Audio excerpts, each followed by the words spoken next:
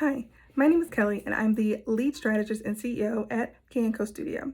Today I want to talk to you about the 3 ways that you can use HoneyBook brochures to brand your business. Number 1 is adding images. You are able to add images in columns, as section headers, or as cover photos. I recommend adding one large cover photo for the cover of your brochure and one smaller photo for a section header for each of the sections in your brochure. Using these photos, you can make them actual brand photos, or you can make them branded assets that you can design anywhere.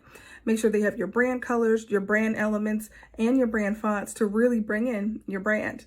Number 2 is you can add in custom fonts. So HoneyBook has a long list of fonts that you can choose from. If you can't find one that is your actual font, you're definitely going to be able to find one that closely matches it. And number 3, you can add in your own brand colors. You'll be able to add in hex codes that you can help match your fonts to and the backgrounds of the sections of your brochure. You can make one section one color, another section white, and go either or. This will allow you to create a seamless transition from your website to the HoneyBook brochure. I hope these tips helped you, and I hope you would use them to convert awesome leads into amazing clients. If you want to find me, I'll be on the HoneyBook Pros landing page.